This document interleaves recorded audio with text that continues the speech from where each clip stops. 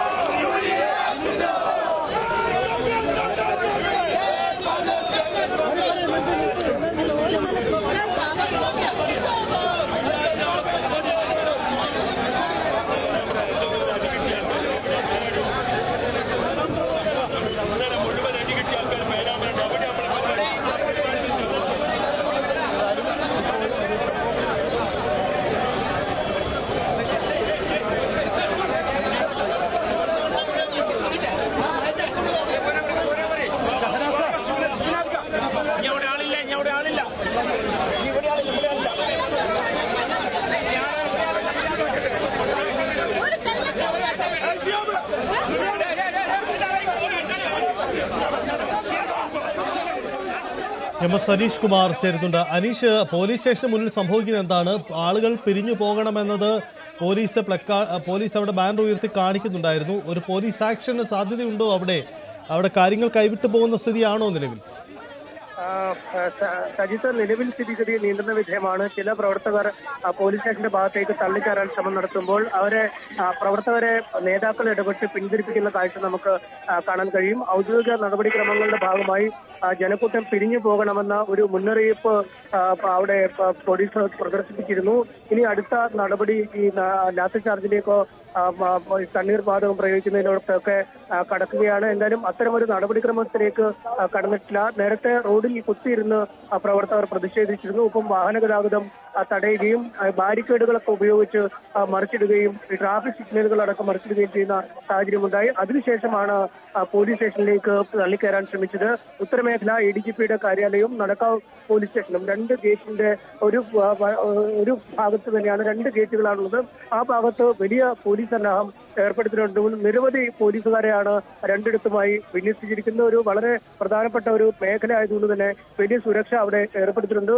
അതിനു മുന്നിലായിരുന്നു ഇത്രയും നേരം പ്രവർത്തകർ പ്രതിഷേധിച്ചുകൊണ്ടിരുന്നത്. എന്തായാലും പോലീസിന്റെ മുന്നറിയിപ്പിന് പിന്നാലെ പ്രവർത്തകർ ആ വശത്തു നിന്നും മറുവശത്തേക്ക് കണ്ണൂർ റോഡിൽ കോഴിക്കോട് നഗരത്തിലേക്ക് പോകുന്ന ഭാഗത്തേക്ക് നീങ്ങുന്ന കാഴ്ചയാണ് കാണാൻ കഴിയുന്നത്. പ്രതിഷേധ പരിപാടികൾ അല്ലെങ്കിൽ പോലീസിന് നേരെയുള്ള ഒരു കയ്യേറ്റം പോലുള്ള അല്ലെങ്കിൽ പോലീസ് സ്റ്റേഷനിലേക്ക് തള്ളിക്കയറാൻ ശ്രമിക്കുന്ന അടക്കമുള്ള നടപടിക്രമങ്ങൾ ഒഴിവാക്കിയിരിക്കുന്നു എന്നാണ് നമുക്കിപ്പോൾ മനസ്സിലാക്കാൻ കഴിയുന്നത്. പോലീസ് സ്റ്റേഷനിൽ നിന്നും മറ്റൊരു വശത്തേക്ക് അവർ ഈ കോഴിക്കോട് നഗര ഭാഗത്തേക്ക് പോകുന്ന കാഴ്ചകളാണ് കാണാൻ കഴിയുന്നത്. എന്തായാലും സംഘർഷത്തിന്റെ വക്കോളം എത്തിയിരുന്നു കാര്യങ്ങൾ. പോലീസ് സ്റ്റേഷനിലേക്ക് തള്ളിക്കയറാനുള്ള ഒരു നീക്കങ്ങൾ നടത്തുകയും പോലീസ് ജനക്കൂട്ടം പിരിഞ്ഞു പോകണമെന്ന നിർദ്ദേശം നൽകുകയും ചെയ്തു. ഇതിന് പിന്നാലെ ഇപ്പോൾ പ്രവർത്തകർ മറുവശത്തേക്ക് പോകുന്ന കാഴ്ചയാണ് കാണാൻ കഴിയുന്നത്. എന്തായാലും ഒരു സംഘർഷം ഉണ്ടായില്ല എന്നതാണ് ആശ്വാസകരം.